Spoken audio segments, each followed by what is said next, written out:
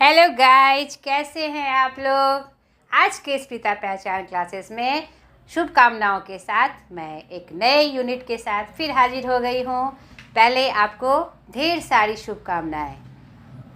आज UGC net दिसंबर जनवरी 2024-25 subject Hindi paper 2 जो आपका 7 जनवरी को पढ़ रहा है।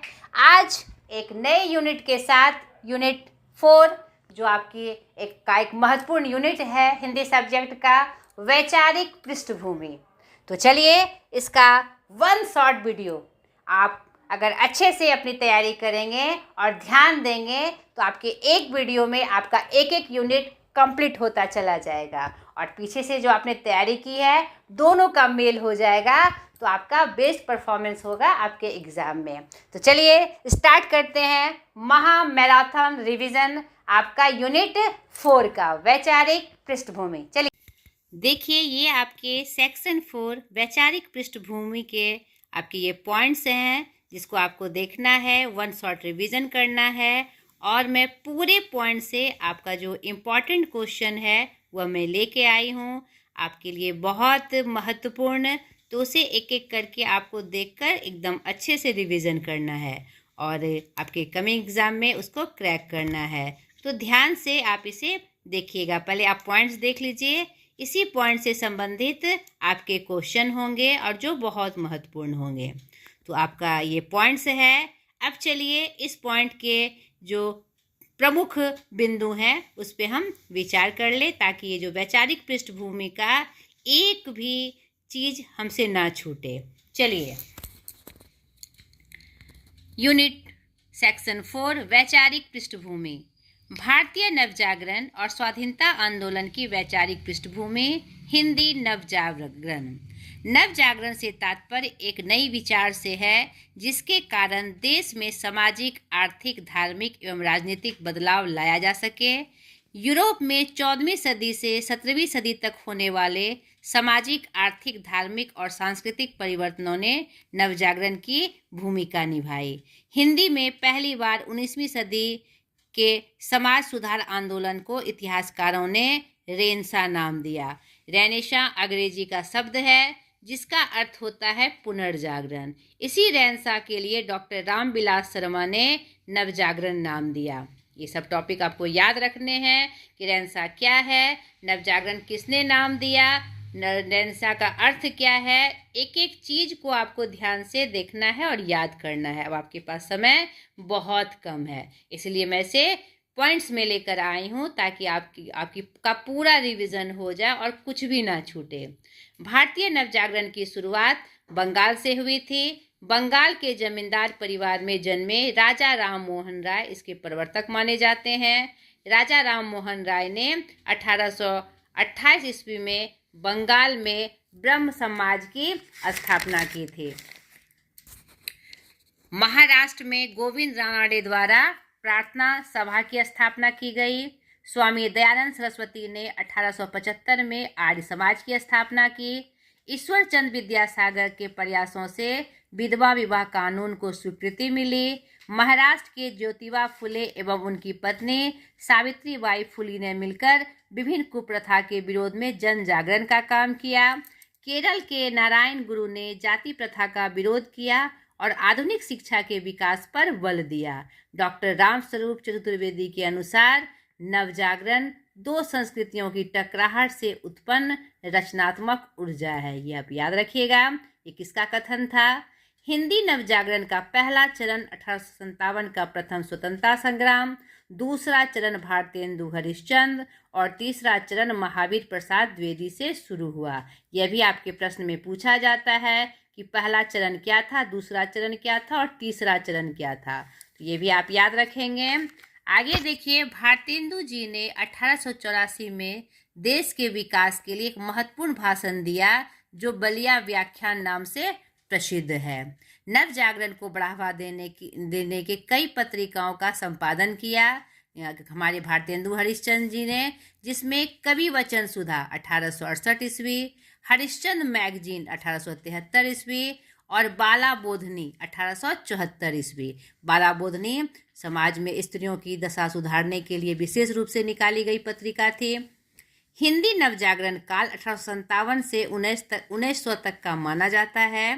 रामविलास शर्मा ने पहली बार इस अवधारणा को एक व्यवस्थित आकार दिया। हिंदी का जातीय विकास 13वीं-14वीं सदी में खुसरो की खालिकवाड़ी खड़ी बोली की रचनाओं से शुरू होता है। यह भी आप एकदम वीवीआई में याद रखिएगा। भाषा के रूप में अवधि का प्रयोग किस रचना से मिलता है? खालिकवाड़ी से। ये प्रश्न के रूप में आप याद रखिएगा। प्रथम राजभाषा आयोग की स्थापना 1955 ईस्वी। बघेली बोली किस अपभ्रंश से विकसित हुई? अर्धमागधी से। हिंदी साहित्य का आलोचनात्मक इतिहास नामक ग्रंथ किस कालावधि का साहित्य इतिहास वर्णित है? 693 से 1693 ईस्वी तक का। ये बहुत इंपॉर्टेंट प्रश्न है, बार बार प्रश्न एग्जाम में दोहराया गया है।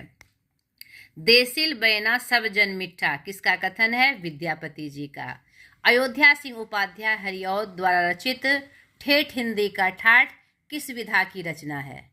नहीं, ठीक है, यह किसकी है? हमारा खड़ी बोली का। ठीक है। चिट्ठिया हो तो हर कोई बाँचे किस साहित्यकार के पत्रों का संग्रह है? फणीश्वर नाथ रेणु जी का। ठीक है।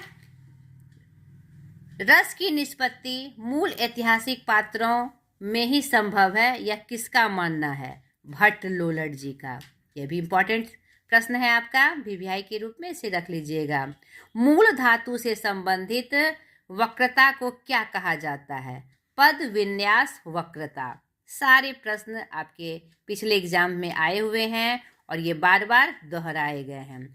2024-25 का जो एग्ज़ाम है ये आपका वीवीआई के रूप में दिखता है और मे भी आने के पूरे चांसेस हैं।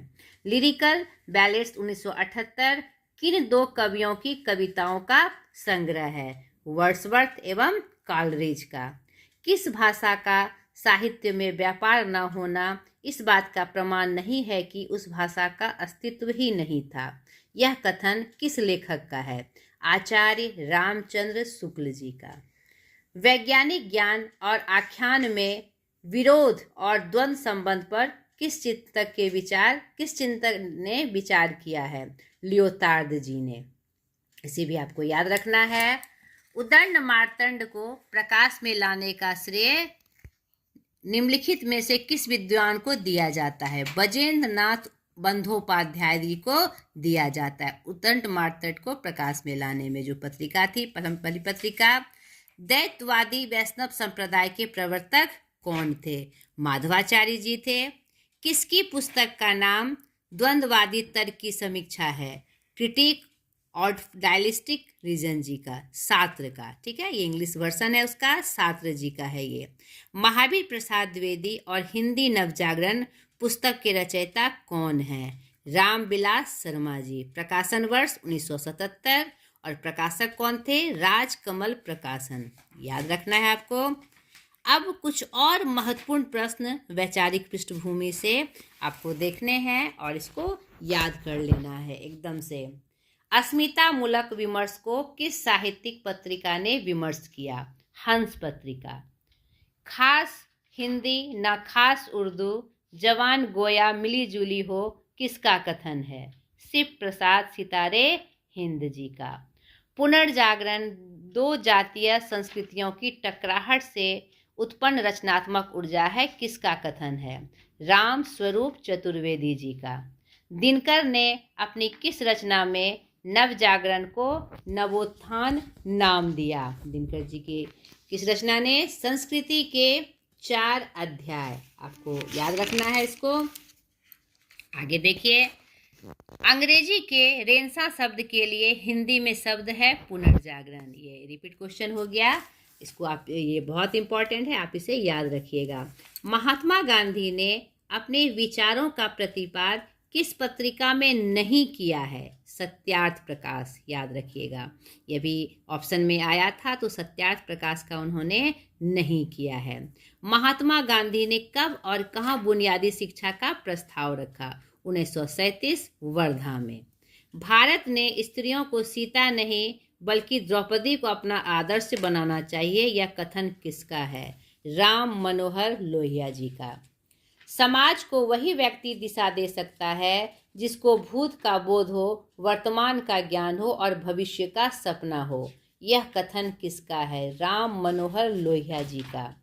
सिंबल ऑफ नॉलेज के नाम से किसे जाना जाता है? भीमराव अंबेडकर जी को। सिंगडम फ्रायड ने किन तत्वों को अपने मनोविश्लेषणवाद में प्रमुख स्थान दिया? काम भावना एवं अवचेतन को। मार्क्सवाद साहित्यिक रूप में क्या है? प्रगतिवाद। ठीक है, प्रगतिवाद का ही एक रूप है। आगे देखिए, ईश्वर की सत्ता में विश्वास नहीं करते, कौन सा जो वाद है? अस्तित्ववादी। ठीक है, अस्तित्ववाद जो है ईश्वर की सत्ता में विश्वास नहीं करते। उत्तर आधुनिकतावाद का प्रयोग कब से माना जाता है? 20वीं शताब्दी से। अस्तित्ववाद के प्रवर्तक किर्कगार्ड। आदिवासी का संसार किसकी रचना है? शरद सिंह जी की। खड़ी बोली के सर्वप्रथम लोकप्रिय कवि अयोध्या सिंह उपाध्याय हरिऔध जी। आधुनिक युग के चरण रामधारी सिंह दिनकर। हिंदी की प्रथम पत्रिका संवाद कौमुदी। हिंदी का प्रथम पत्र उद्दंड मार्तंड, कहीं कहीं उद्दांत मार्तंड के नाम से भी इसका वर्णन प्राप्त होता है। हिंदी की प्रथम दैनिक पत्रिका सुधा वर्षन। भारत में संस्कृत माँ, हिंदी बहुरानी, अंग्रेजी नौकरानी, किसका कथन है? डॉक्टर कामिल बुल्के जी का। हिंदी में खड़ी बोली के जन्मदाता कौन है? भारतेंदु हरिश्चंद्र जी। हिंदी में आशु लिपि के जन्मदाता राधेलाल द्विवेदी जी। बहुत इंपॉर्टेंट प्रश्न। मार्क्सवाद के कौन है संस्थापक? कार्ल मार्क्स और एंगल्स। ठीक है। उत्तर आधुनिकतावाद क्या है? 20वीं सदी के 60 के दशक का अभूतपूर्व वैश्विक परिवर्तन हमारा उत्तर आधुनिकतावाद कहलाता है। मनोविश्लेषणवाद एक दर्शन जिसके जनक फ्रायड, एडलर एवं यूंग हैं। ठीक है, तीनों का नाम एक साथ इनके जनक के रूप में आता है। खड़ी बोली आंदोलन की शुरुआत एवं उन्नायक सदा सुखलाल, लल्लू लाल, सदल मिश्र एवं इंसा अल्लाह खान। ठीक है, शुरुआत इन्होंने की थी और उन्नायक भी यही थे। खड़ी बोली वह भाषा है जो मोटे तौर पर आज की मानक हिंदी का पूर्व रूप है। याद रखिएगा इसे। सौरसेनी अपभ्रंश से जन्मी भाषा विज्ञान की दृष्टि से खड़ी बोली को आदर्श हिंदी, उर्दू तथा हिंदुस्तान की आधार स्वरूप बोली होने का गौरव प्राप्त है। खड़ी बोली वह बोली है जिस पर ब्रजभाषा एवं अवधि आदि की छाप न हो। यह प्रश्न बहुत अच्छे से सजा के आया था कि खड़ी बोली का वास्तविक परिभाषा क्या है, उसमें चुनने के लिए ये ऑप्शन आया था। ठीक है, खड़ी बोली की प्रतिष्ठा का श्रेय भारतेंदु हरिश्चंद्र एवं शिव प्रसाद सितारे हिंद, इनको खड़ी बोली को इन्होंने ही बहुत ज़्यादा प्रतिष्ठित किया था। अब हम गांधीवादी दर्शन से कुछ प्रश्न देखेंगे जो बहुत ही इम्पोर्टेंट है हमारे लिए। 1893 से 1914 तक दक्षिण अफ्रीका, उसके बाद भारत में अपनाई गई व्यवहारिक आदर्शवाद को गांधीवादी दर्शन से जोड़ा जाता है। लोहिया दर्शन 1955 में राम मनोहर लोहिया द्वारा के नेतृत्व में समानवाद का दर्शन। ठीक है, हिंदी का प्रथम वैज्ञानिक इतिहास, हिंदी भाषा का इतिहास धीरेन्द्र वर्मा। संयुक्त राष्ट्र संघ में हिंदी में प्रथम भाषण देने वाले प्रथम व्यक्ति अटल बिहारी वाजपेयी 1977। हिंदी की प्रथम लघु पत्रिका नए पत्ते लक्ष्मीकांत वर्मा जी। हिंदी का प्रथम स्वतंत्र मौलिक निबंध राजा भोज का सपना शिव प्रसाद सितारे हिंद। स्वच्छंदतावाद का प्रथम प्रयोग मुकुटधर पांडे। खड़ी बोली के प्रथम स्वच्छंदतावादी कवि श्रीधर पाठक। खड़ी बोली का प्रथम महाकाव्य प्रिय प्रवास अयोध्या सिंह उपाध्याय हरिऔध द्वारा रचित। एकदम याद कर लेना है इन सब प्रश्नों को आपको। अपभ्रंश के प्रथम कवि स्वयंभू मुकरियों की शुरुआत अमीर खुसरो, खड़ी बोली के जनक। ठीक है। भारतेंदु के अनुसार हिंदी नई चाल में कब ढली? 1873 ईस्वी में। ठीक है। अपभ्रंश के वाल्मीकि स्वयंभू, इन्हें अपभ्रंश का प्रथम कवि भी कहा जाता है, अपभ्रंश का वाल्मीकि भी कहा जाता है। अवधी भाषा में सर्वाधिक लोकप्रिय महाकाव्य का नाम रामचरितमानस। गोवा की स्वीकृत भाषा कोंकणी। अपभ्रंश शब्द का प्रयोग सर्वप्रथम किसने किया? पतंजलि जी ने। किस विदेश में तमिल एक प्रमुख भाषा है? सिंगापुर। हिंदी के प्रथम गद्यकार लल्लू लाल जी। प्रयोगवाद को बैठे ठाले का धंधा किसने कहा है? नंद दुलारे वाजपेयी ने। आचार्य केशव दास को कठिन काव्य का प्रेत किसने कहा है? आचार्य रामचंद्र शुक्ल जी ने। ग्रियर्सन ने किसे देसी हिंदुस्तानी कहा है? खड़ी बोली को। विखंडन की अवधारणा का संबंध किस वाद से है? संरचनावाद से। अब गांधीवादी दर्शन का कुछ रूप हम देख लें, और जो आपके लिए बहुत इम्पोर्टेंट है, क्योंकि आपके इस वैचारिक पृष्ठभूमि में सारे दर्शनों की चर्चा की गई है, तो आप उसे एक एक करके देख लें। मैंने इसका कुछ कलेक्शन किया है, वो आपके लिए बहुत इम्पोर्टेंट होगा, क्योंकि इसी से प्रश्न आते हैं कि कौन उनका ग्रंथ का क्या नाम था, उनके दर्शन का रूप क्या था, या फिर 2-4 दर्शन का नाम देके पूछेगा कि इसमें गांधी जी का दर्शन कौन था। तो आप उनका अगर शॉर्ट में जान लेते हैं तो कहीं से इसमें प्रश्न आए, चाहे वह गांधीवादी दर्शन से हो, लोहिया दर्शन से हो, अंबेडकर दर्शन से हो, तो आप उसे जान जाइएगा। तो चलिए, आप ये तीनों जो दर्शन है मुख्य रूप से मैं आपको बता दूं। गांधीवादी दर्शन, महात्मा गांधी के विचारों को गांधीवाद या गांधीवादी दर्शन कहा जाता है। महात्मा गांधी का पूरा नाम मोहनदास करमचंद गांधी। इनका जन्म 2 अक्टूबर 1869 में हुआ था और इनका निधन 30 जनवरी 1948 में। तो चलिए, इनके पूरे दर्शन को हम देखें, और ये थोड़ा सा मैंने जल्दी में लिखा है, लेकिन आपको पूरी तरह से समझ में आएगा। ये देखिए, ध्यान से देखिए, और ये इसका पूरा दर्शन मैंने तैयार किया था और थोड़ी जल्दीबाजी में किया है, क्योंकि समय की बहुत कमी है। मैं चाहती हूँ कि आपका एक भी पॉइंट्स नहीं छूटे। तो जहाँ तक मुझे लगता है कि यहाँ से ये प्रश्न आ सकते हैं, मैं तुरंत उसकी तैयारी करती हूँ और आप तक वह पहुँचाती हूँ। तो मेरी मेहनत सफल हो आपके लिए, यही मैं भगवान से प्रार्थना करती हूँ, माता रानी से प्रार्थना करती हूँ। तो चलिए, गांधीवादी दर्शन को हम थोड़ा सा देख ले। ठीक है। गांधी जी की प्रमुख रचनाएं। ठीक है। India case for Swaraj 1932, the story of my experiments with truth 1940, Satyagraha 1935, economics and khadi 1949, the science of Satyagraha 1947, Hindi Swaraj and Indian home rule 1938। ठीक है। और ट्रूथनेस नहीं, वो आपका 1960, truth of God, basic education and ethical religion एवं हरिजन, यंग इंडिया, हरिजन सेवक, हरिजन नवजीवन आदि पत्रिकाओं का इन्होंने विमोचन भी किया। तो ये सब बातें, ये सब पॉइंट्स आपको गांधी दर्शन के रूप में एकदम अच्छे से याद कर लेना है। ठीक है। Truth sit. गांधीवादी दर्शन देखिए आपका क्या क्या था। गांधीवादी दर्शन 2 रूप में हमारे सामने आता है, एक राजनीतिक सिद्धांत के रूप में, एक आर्थिक सिद्धांत के रूप में। पहला है धर्माचरण, उसके बाद राम राज्य की स्थापना, सर्वोदय और सत्याग्रह। और आर्थिक सिद्धांत में भौतिकवाद, उपभोक्तावादी संस्कृति के खिलाफ, चरखा, स्वदेशी तथा खादी, ग्राम आधारित अर्थतंत्र, कार्य आधारित शिक्षा, ये इनका आर्थिक सिद्धांत है। इसे आपको याद रखना है। अब गांधी जी ने जो शिक्षा का व्यापक उद्देश्य था वह क्या था? व्यक्तिक उद्देश्य, चरित्र निर्माण और सर्वांगीण विकास।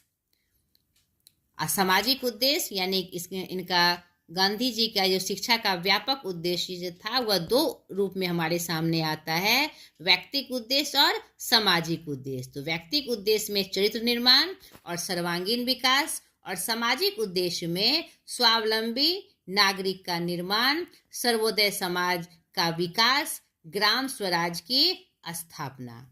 ठीक है। महात्मा गांधी द्वारा प्रतिपादित बुनियादी शिक्षण की विशेषताएं, यह भी आपको देख लेना है।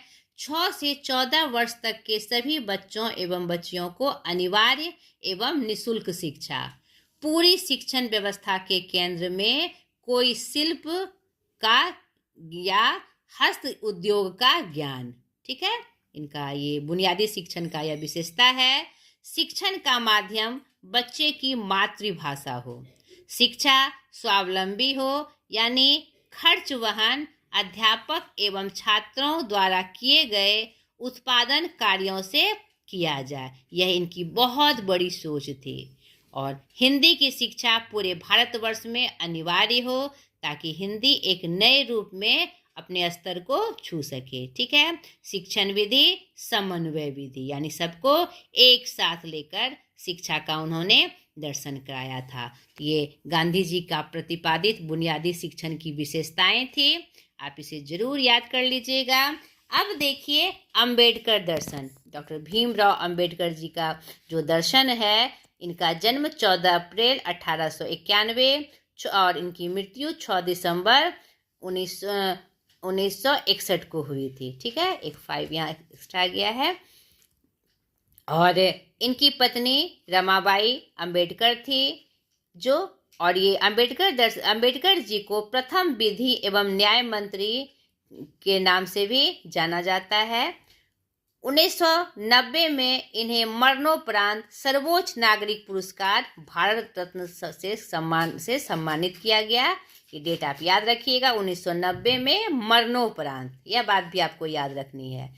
इनका मूल दर्शन था भारत में जाति विहीन समाज की स्थापना, यानी कोई भी जाति के आधार पर हमारा समाज बटा हुआ नहीं हो। इन्होंने गौतम बुद्ध के मूल मंत्र बहुजन हिताय बहुजन सुखाय को अपनाया। यह भी बात आपको याद रखनी है कि अंबेडकर दर्शन का मूल मंत्र क्या था? बहुजन हिताय और बहुजन सुखाय।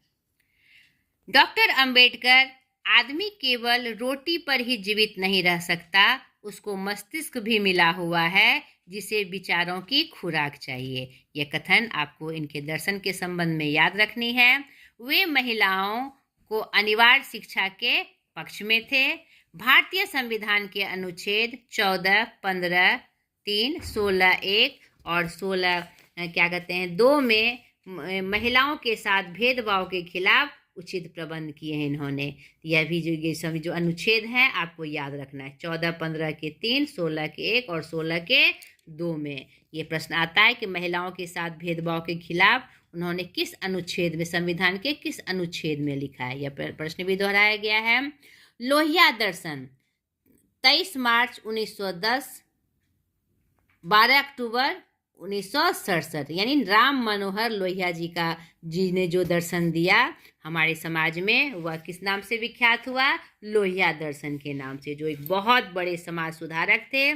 इनका जन्म 23 मार्च 1910 को हुआ था और इनका निधन 12 अक्टूबर 1967 को हुआ था। भारत के स्वतंत्रता संग्राम के सेनानी, प्रखर चिंतक, समाजवादी जनता, जिनका जन्म उत्तर प्रदेश के फैजाबाद के अकबरपुर में हुआ था। पिता का नाम हीरालाल लोहिया और माता का नाम चंदा देवी। इनकी रचनाएं, यह प्रमुख रूप से रचनाएं पूछी जाती है तीनों दर्शन में, अंबेडकर, गांधी जी और राम मनोहर लोहिया दर्शन में। समाजवादी चिंतन 1956, सिविल नाकरमसी सिद्धांत और अमल, ठीक है।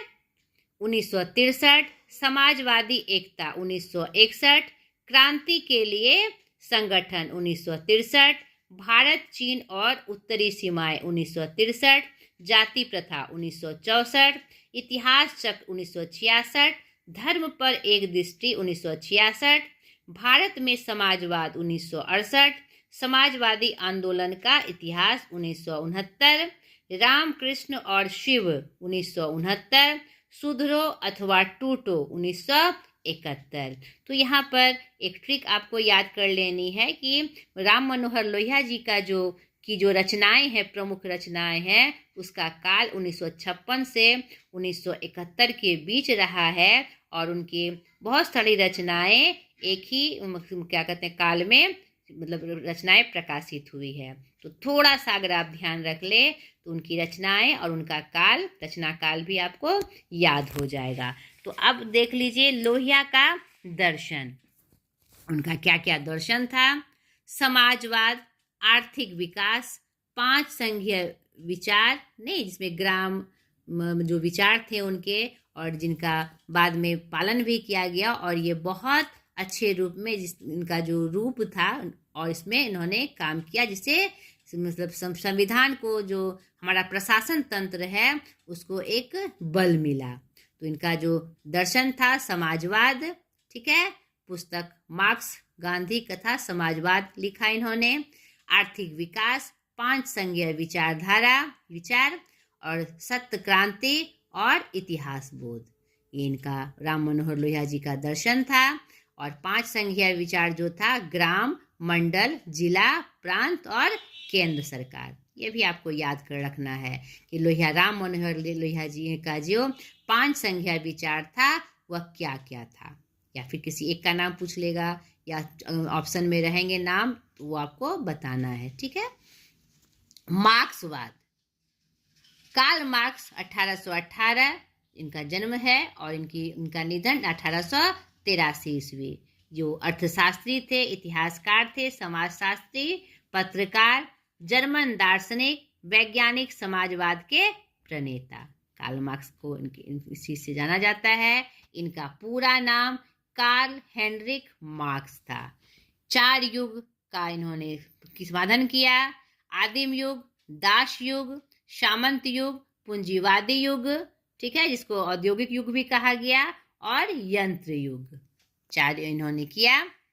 मार्क्सवाद के नियामक जो तत्व थे, द्वंद्वात्मक भौतिकवाद, ऐतिहासिक भौतिकवाद, वर्ग संघर्ष का सिद्धांत, अतिरिक्त मूल्य का सिद्धांत और राज्य सिद्धांत, इनके मार्क्सवाद के दर्शन थे कार्ल मार्क्स के। तो यह भी मैंने आपको बता दिया। अब एक चीज और देखिए, यह भी आपके लिए बहुत इम्पोर्टेंट है, इसका भी कलेक्शन मैंने किया था। वैचारिक पृष्ठभूमि में संस्था, संस्थापक और वर्ष, ठीक है। ब्रह्म समाज, राजा राम मोहन राय 1828 ईस्वी में। प्रार्थना समाज, ये मैंने पहले भी बताया, आत्मा राम पांडुरंग और महादेव गोविंद रानाडे 1867 ईस्वी। रामकृष्ण मिशन, स्वामी विवेकानंद जी 1897 ईस्वी। आर्य समाज, स्वामी दयानंद सरस्वती 1875 ईस्वी, ठीक है। थियोसॉफिकल सोसाइटी, जो मैडम लावस्की द्वारा किया गया 1907 में, जो इनकी अध्यक्ष थी एनी बेसेंट थी, 1875 न्यूयॉर्क में। ये थियोसॉफिकल सोसाइटी की मतलब कि क्या गया संस्था बनाई गई जो विश्व स्तर पर समाज सुधार का काम करती थी, और 1907 में इसकी अध्यक्षा कौन थी? एनी बेसेंट जी। तो ये बात भी आपको याद रखनी है। तो मैंने पूरी कोशिश की कि वैचारिक पृष्ठभूमि से जो भी आपके लिए इम्पोर्टेंट प्रश्न थे उसका कलेक्शन मैं करूं, और मैंने वो किया। आशा करती हूँ ये आपके लिए सहायक हुई होगी, और फिर अगले वीडियो में नए यूनिट सेक्शन के साथ मैं हाजिर हो जाऊंगी। नया यूनिट है आपका हिंदी कविता, नहीं, और ये आपका एक प्रमुख खंड भी है, यूनिट भी है। और मैं बार बार ये बात दोहराती हूँ कि आपको हर एक यूनिट की तैयारी अच्छे से करनी है, किसी भी यूनिट को आपको छोड़ना नहीं है। तो बहुत सारी शुभकामनाओं के साथ आज तक के लिए इतना ही। अगले वीडियो में फिर आपके 1 स्टॉप एकदम शॉर्ट रिवीजन के लिए मैं लेके आऊँगी महत्वपूर्ण प्रश्न। बाय।